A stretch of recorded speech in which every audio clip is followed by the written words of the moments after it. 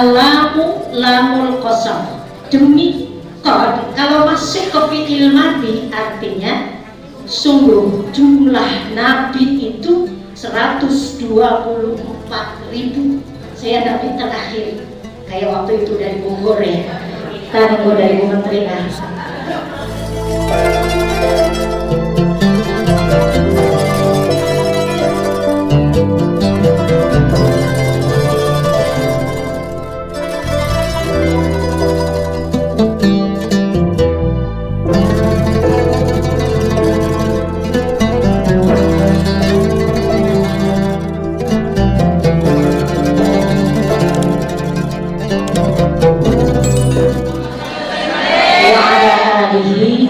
wa ashabihi ajma'in. Amma ba'du.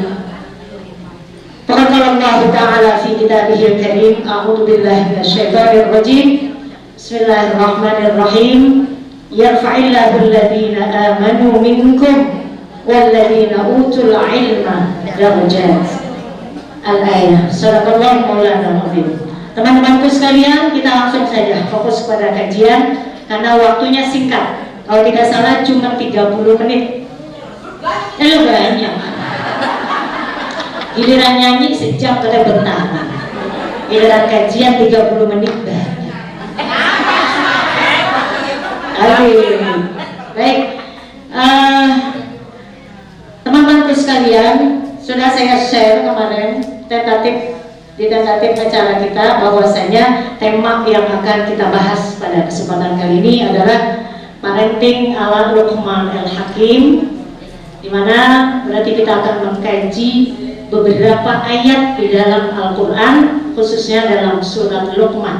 Yang kita ambil adalah ayat 12, 13, 14, dan 15. Langsung pencet amat ya. Ya, slide berikutnya. Ngelihat nggak itu? Sama. Gedein om. Lagi om, lagi. Maklum. Padahal udah 4 matanya. Masih bisa gedein? Masih.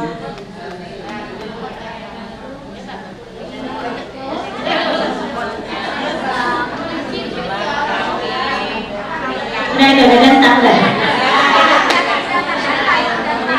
A'udzubillahi minasyaitonirrajim. Bismillahirrahmanirrahim. Wa qad atayna Luqman al-hikmata anishkur lillah wa man yashkur fa innama yashkuru li nafsihi wa man kafara fa innallaha ghaniyyun hamid. Di dalam ayat ini kita lihat dimulai dengan kata walaqad. Dulu kita belajar tafsir. Allahu lamul qasam. Lamnya lam qasam, artinya sumpah, demi. Lalu diikuti dengan kata qad. Qad kalau masuk ke fi'il madi artinya sungguh. Masih ingat? Alhamdulillah. Tapi kalau masuk ke fi'il mudhari artinya kagak ingat. Kadang-kadang. Oke. Iya udah begitu dah pokoknya.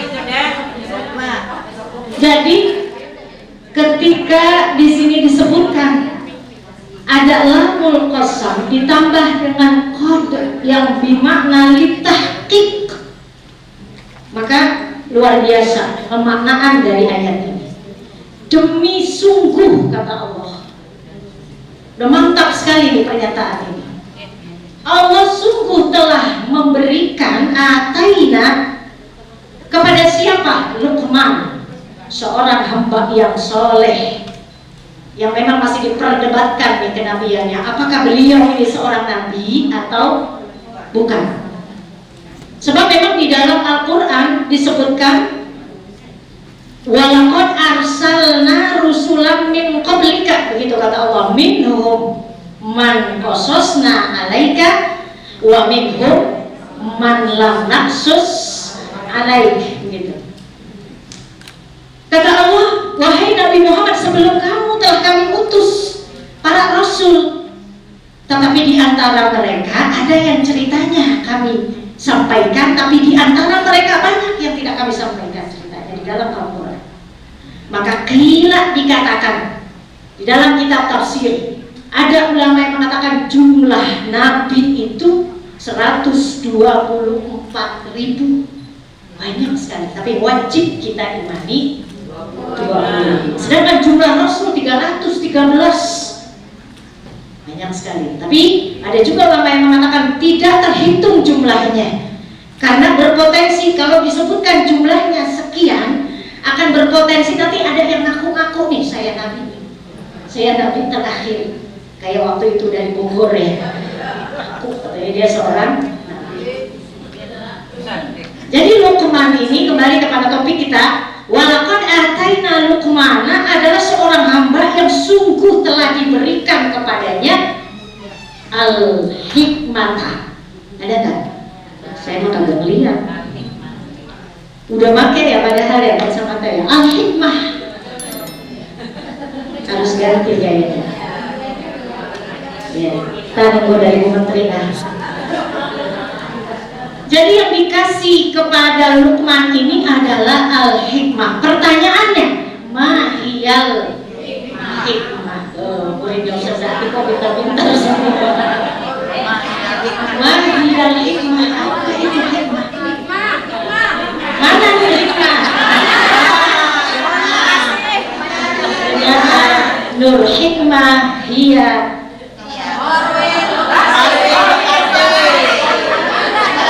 adun min a'dha'i korwil bekasih, salah satu anggota dari anggota korwil bekasih. Disebut namanya.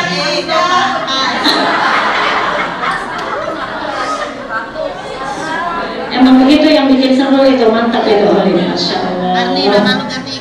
Ini saya bacakan dalam kitab Al-Misbah. Menurut Al-Biqai, hikmah itu berarti mengetahui yang paling utama dari segala sesuatu, baik pengetahuan maupun perbuatan. Banyak sebenarnya definisi daripada hikmah, tapi ini mungkin yang paling mudah untuk kita pahami. Mengetahui yang paling utama dari segala sesuatu, baik itu berupa konsep maupun berupa perbuatan. Ketika kita memikirkan sesuatu itu biasanya banyak cabang-cabangnya. Mau nyekolahin anak dah contohnya, atau mau nyari mantu ya. Nah itu pas dah. Mau nyari mantu, pasti ini banyak pikiran, pengennya yang baik,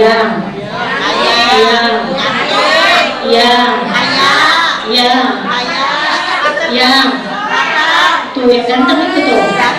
Itu di depan ada tuh. Anaknya berdua. Banyak pilihan-pilihan. Ini hanya salah satu contoh. Maka ketika seseorang telah diberikan hikmah oleh Allah, dia akan dengan gampang dibimbing oleh Allah untuk bisa menentukan pilihan yang benar. Ini namanya hikmah. Dan ini sudah diberikan kepada siapa? Luqman Al-Hakim. Maka diabadikanlah namanya di dalam Al-Quran. Dan yang panjang-panjang, ayat berikutnya Om Ridwan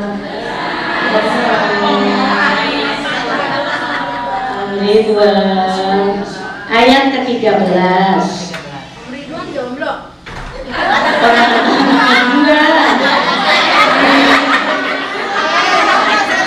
Ada yang mantu dengan di belakang. Anak dua. Udah ya, 14 ya? 13. Wa wassainal salah. Hah? Wa udah 12. Wa idh qala Luqman li ibnihi wa huwa ya'iduhu ya bunayya la tusyrik billah innasyirka geget saya ini geget yang dicelamain pinter-pinter semua geget ya bentar ya. Jadi pada ayat ke-13 ini wa idh qala Luqman, kalau diterjemahkan ingatlah hai Muhammad, berarti ini kalau dalam tafsir namanya al-hikayah, cerita. Allah bercerita kepada Nabi Muhammad dan kepada kita umatnya. Ingatlah ketika Luqman berkata kepada putranya. Kenapa Allah ceritakan ini? Kemudian diabadikan dalam Al-Quran. Tentu tujuannya agar kita mengambil pelajaran dari apa yang pernah dikatakan Luqman kepada anak laki-lakinya, Ibnun, anak laki-laki. Lalu lihat uslubnya. Kenapa? Ya bunayya. Kurang apa ya-nya? Ya, harusnya ya bunayya, wahai anakku sayang. Kita dulu belajar isim tasghir. Isim tasghir. Masih ingat apa kata? Ya, macam-macam. Soalnya isim makan, isim zaman ya. Baik, contohnya aja langsung contoh. Isim tasghir itu kan dari soghir, untuk mengecilkan sesuatu. Kalau benda, kitabun, kitab. Ini bisa ditasghir menjadi kutaibun kalau kitabnya kecil, buku saku. Nah, itu kutaibun. Dari kitabun menjadi kutaibun. Nahrun, sungai yang besar yang panjang, tapi kalau dia kecil sungainya, kalau kecil apa namanya itu? Kali kecil ya. Kali kecil otomatis gitu ya. Tempat buka dulu ya. Kecil. Itu kalena. Masya Allah. Bukan nahrun tetapi nuhairun. Itu ditasghir. Kalau khalifah dikecilin. Khalifah. Ayo, jangan makan dia mah. Ngecilinnya nggak boleh makan. Baru dia kecil. Khalifah. Sama ini Ibnun jadi bunayya. Untuk menandakan apa? Panggilan sayang. Ya Humairah. Nah itu kan panggilan manja dari Rasulullah kepada istrinya Sayyidah Aisyah. Oh, udah. Besok nanti apa bro? Besok Jangan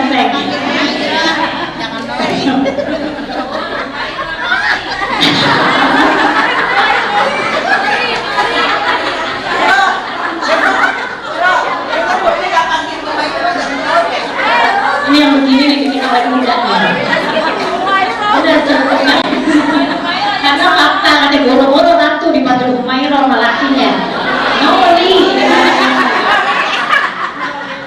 ya jangan masukin video yang dimutarikan ya. Jadi kembali ke laptop.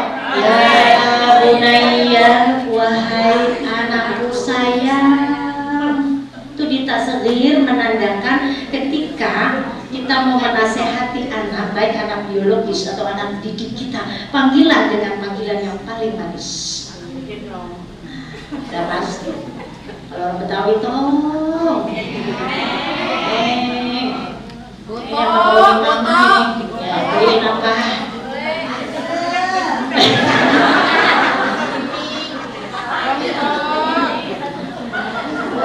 Ya, oke lanjut. La tusyrik billah. Ini intinya nih.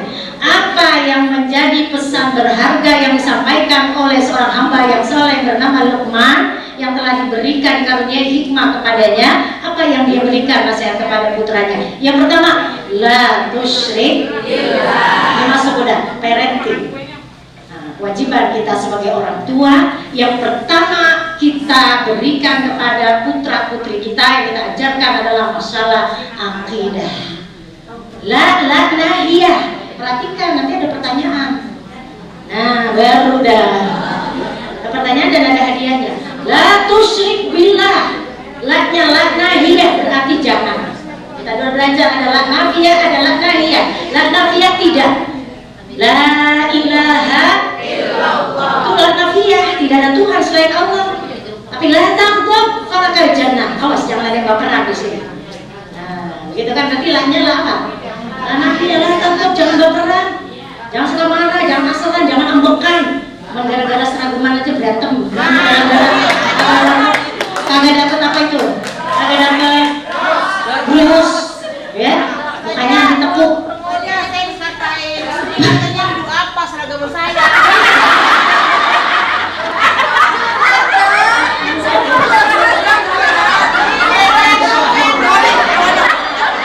Siapa yang ngatain ya Allah? Saya turut prihatin. Masa sama istri ini dikatain seragam apa?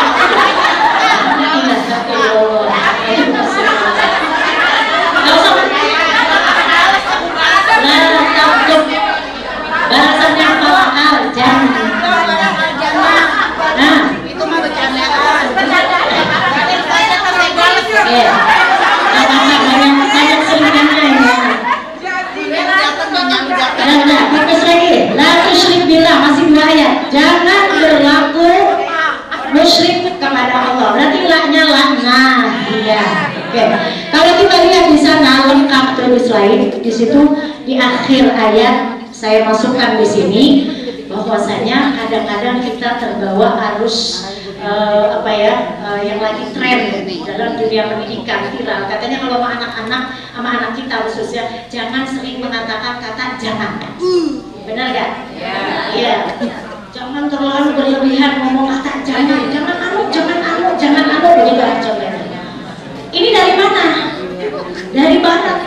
Pola pendidikan orang-orang barat. Tapi di dalam Al-Quran kita perhatikan la tusyrik billah. Inilah nahiyah jangan. Mana yang kita mau pakai? Tapi ingat diawali dengan kata ya bunayya. Ketika ngomong jangan mukanya juga ngotot gitu ya. Tapi dengan bahasa yang santun ya, biar mukanya juga manis gitu ya. Oke, selanjutnya lanjut aja lanjut. Jadi intinya yang diajarkan oleh Luqman kepada putranya adalah masalah tauhid atau akidah yang ditandai dengan lafaz la tusyrik. Maka kalau ada pertanyaan sebenarnya apa dulu sih harusnya kita ajarkan kepada anak kita? Akidah dulu apa cara baca Al-Quran dulu? Akidah dulu. Dibenarkan dulu akidahnya. Diapakan dikonekkan dulu hati anak kita. Konek itu apa sih? Disambung dulu apa-apa itu dalam kehidupan ini bahwa ada Allah. Selalu ada Allah bersama kita, diawasi oleh Allah, dapat hadiah, bersyukur kepada Allah. Udah penanaman akidah. Malah kalau orang tua kita dulu anak masih ditimang-timang itu yang dilantunkan adalah apa? La ilaha illallah. Nah, orang sekarang beda lagi. Artinya beda. Lagu dangdut. Silaturahmi sambil ngomong cucunya belum punya ya. Belum punya cucu. Belum, masih muda.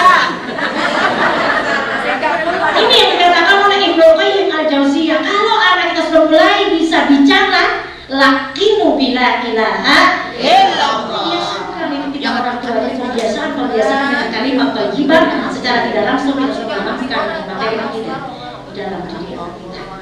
Dan ini terjadi di zaman Rasulullah. Diriwayatkan sallallahu alaihi wasallam ada salah satu sahabat saat itu sedang bersama Rasulullah, kemudian mereka mengatakan ta'allamnal Qur'an, ta'allamnal iman pertama. Kami pelajari dulu yang pertama al-iman. Setelah itu baru ta'allamnal Qur'an fazdada bihi imanan. Sudah imannya udah kuat, maka dengan belajar Al-Qur'an semakin apa? Bertambah keimanannya. Jadi nilai-nilai Al-Quran udah harus dikenalin sebelum kita ngajarin. Ayo Al-Fatihah, ini Al-Falaq, ini An-Nas, kita suruh ngafal anak kita. Boleh, tapi kenali dulu nilai-nilai yang dikandung di dalam Al-Quran. Salah satunya dalam masalah akidah. Oke. Wa wasainal insana biwalidayhi hamalathu ummuhu wahyan ala wahyin wa fisaluhu fi 'amaini anishkuri wal walidayka ila Muslim sambung aja 15 wa in jahadaka ala an tusyrika bima laysa laka bihi ilmun fala tuti'huma wa sahibhuma fid dunya wattabi' sabila man anaba ilayya thumma ilayya marji'ukum fa unabbi'ukum bima kuntum ta'malun. Wasaina, kami wasiatkan, kata Allah. Kalau wasiat datangnya dari Allah, berarti itu perintah. Kami perintahkan kepada manusia untuk birrul walidain, dan perintah ini adanya setelah perintah u'budullah wa la tusyriku bihi syai'an.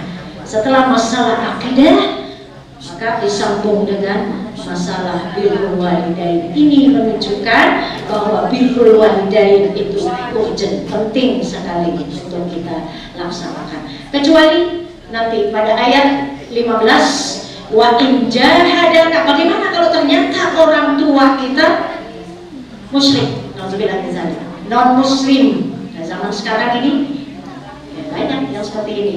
Anak dengan orang tua beda keyakinan. Wa in jahadaka ala an tusyrika bima laysa laka bihi ilmun fala tuti'huma wa sahibhuma fid dunya ma'rufa. Jangan sekali-kali kita mentaati seandainya orang tua, meskipun orang tua yang wajib kita taati, wajib kita hormati, tapi kalau yang diminta oleh orang tua adalah kemusyrikan, maka fala tuti'huma. Nah, ini ada kejadian ya, jadi seorang sahabat itu awalnya musyrik sama dengan ibunya, tapi kemudian begitu datang Islam, dia memeluk agama Islam, tapi ibunya enggak. Ibunya memaksa-maksa. Nah, ibunya sayang banget sama anaknya, anaknya juga sayang banget sama emaknya. Kalau kamu enggak kembali kepada kemusyrikan, kembali kepada agama nenek moyang kita, aku enggak mau makan 1 bulan. Enggak mau makan, enggak mau minum. Ditantangin anaknya. Dan benar, enggak makan, semakin hari dilihat semakin lemah kondisinya itu ibunya. Apa dia katakan, kata si anaknya ini, seandainya ibu punya 100 nyawa, setiap hari keluar 1 nyawa, besok keluar lagi, sementara yang namanya sakaratul maut itu kayak apa pedihnya.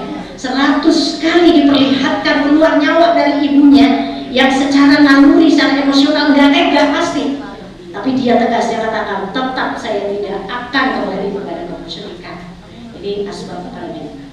Asbabun nuzul dari turunnya ayat ini. Namun demikian, wasahibhuma fid dunya ma'rufa, tetap pergauli keduanya di dunia yang hanya sementara ini ma'ruf, dengan secara apa? Baik. Nah, maka sering ada pertanyaan begini, kalau ini kan musyrik jelas, orang tua yang beda agama dengan anak. Bagaimana kalau ada orang tua yang durhaka? Ada nggak orang tua durhaka? Ada nggak? Ada. Bukan cuma anak yang durhaka, orang tua juga durhaka. Mungkin bahasanya bukan durhaka kali ya, tidak melaksanakan kewajibannya kepada anak-anaknya. Begitu lahir, anaknya kayak anak kucing. Apalagi zaman sekarang sering banget anak dibuang, ya, kemudian dipungut sama orang. Alhamdulillah yang pungut bupati, kan enak itu, keangkat derajatnya. Gimana ini anak yang diurus sama orang lain? Apakah dia punya kewajiban untuk berbakti kepada kedua orang tuanya? Orang tuanya maaf, pekerjaannya buruk, penjudi, ya, apalagi maling dan lain sebagainya. Apakah orang tua yang memiliki akhlak seperti ini juga masih wajib untuk dibaktikan kepadanya oleh anak? Maka tetap birrul walidain kepada kedua orang tua apapun keadaannya, sepahit apapun kenyataannya, harus dilakukan. Hanya saja caranya yang berbeda. Ya mungkin kalau orang tuanya maaf suka melanggar ajaran agama, ya cara berbaktinya adalah dengan sering mendoakan dan menasihati, yang ngobrol kalau masih bisa dinasihati gitu. Namanya orang tua kadang-kadang nggak mau. Tutuan juga dinasihati, lu bocah kemarin, ya gimana caranya? Yang penting jangan pernah berhenti untuk kita berniat untuk birrul walidain. Baik, selesai ya. itu yang ditunggu-tunggu. Terima kasih, mudah-mudahan yang sedikit ini bermanfaat. Ya, selalu kita berkeyakinan bahwa satu bab, satu ilmu, satu bahasan yang kita kaji, kita pelajari, kita amalkan atau tidak, itu pahalanya seperti mengerjakan sholat sunnah 1000 rakaat. Iya, kuat apa kagak sholat 1000 rakaat? Nah, habis marhaban aja duduk terus bangun lagi pegel, udah susah bangun. Masya Allah, mudah-mudahan ini menjadi ciri khas kita. Setiap pertemuan kajian tidak akan kita tinggalkan. Sejatinya hari ini kita ingin mengundang guru kita, Al-Mukarramah Ustadzah Hajah Atikah Nur Ali, untuk bisa menyampaikan tausiahnya, karena kita rindu, kita sudah ingin mendapatkan sunnah berbahagia dari beliau, tapi dikarenakan hari ini ada pembukaan pengajian di Taqwa Pusat, beliau berhalangan, maka mohon maaf jadinya tak ada rekam akad pun. Jadi, hadirin wa ajma'in, wassalamualaikum warahmatullahi wabarakatuh.